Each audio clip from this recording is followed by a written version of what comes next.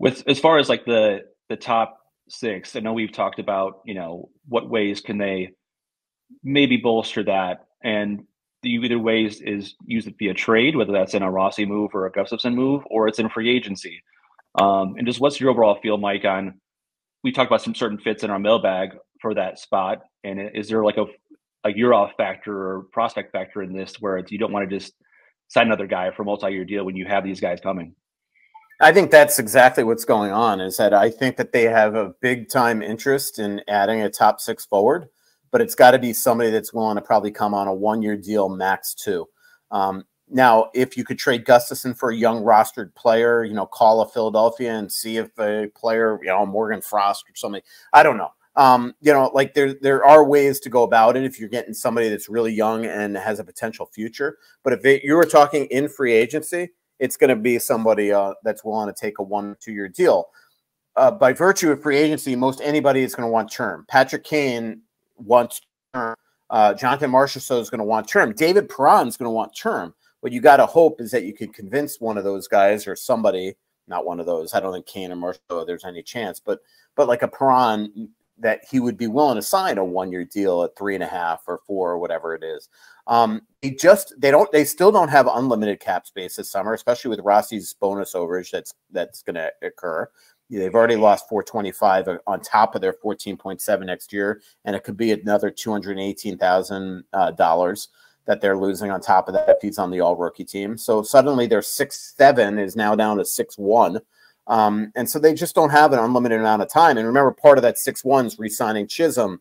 It's bonus overages potential for Ogren and Huznadinov or Wallstedt if he's on the team. So there's just a lot of complexities here that they are going to have to deal with. So it's going to have to be a veteran. It's going to have to be somebody. And the reason that you alluded to, Joe, is that because their hope is it's biding time for Danilo Urov to come over in a year and take one of those spots, or Riley Heidt to either make the team now or be able to debut in a year. So that's the big reason why Anthony and I got into that brawl on the pod the other day, because he's just wrong. They're not signing anybody to a 4x4, 5x5. They don't have the cap space and they don't have the desire to do that. They've already signed Hartman, Zuccarello, and Foligno for at least the next 4 years for one of them, 2 years for another, 3 for another. But now they've got to create not only spaces, but roles for a Riley Heidt, a Urov, an Ogren, and not be the fourth. Like Ogren might be the fourth line left wing next year, but there's going to have to come a point where you're going to elevate him up in the lineup. Yeah, and shout out Barrel Theory. We were going to actually address that in our hot take segment, but we might as well talk about it now. I mean, Anthony, again, I know he is with you that it's probably going to go the path of signing someone short term, but really convinced that there is a possibility you could sign someone to like a 4 or 5 year deal. Are there even players out there that you'd be interested in pursuing for that type of deal if it wasn't a matter of boxing out prospects?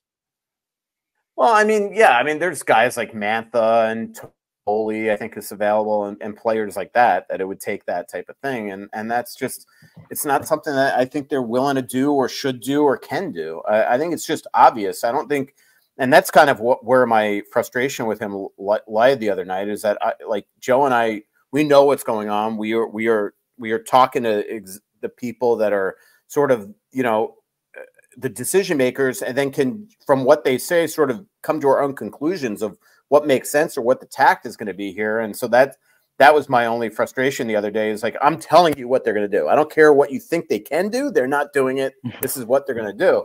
And the reason why is this: they have to have room for Riley Heidt. They have to have room for Danilo Urov. And to go back to the Rossi thing, and this is, again, I know it confuses a lot of people, is that if they think Urov is going to be, and we know X here long-term, is going to be their first or second line center for the foreseeable future, if they think Heidt could be a second line center or play wing, again, there's only so many spots here. So like, that's another reason why, if they just are not convinced that Rossi is a guy that's going to be better than, say, those players or somebody they could acquire, that would be the reason to make those moves in that move, in their opinion. They are not going to go out and sign a 32-year-old like a Jonathan Marchessault, as much as I would love it, to a 6-year times 6 deal. You know, to get your F. You know, they're not going to sign like unless Stamkos is coming here at 1 year at 3.5, Joe. It's just not working.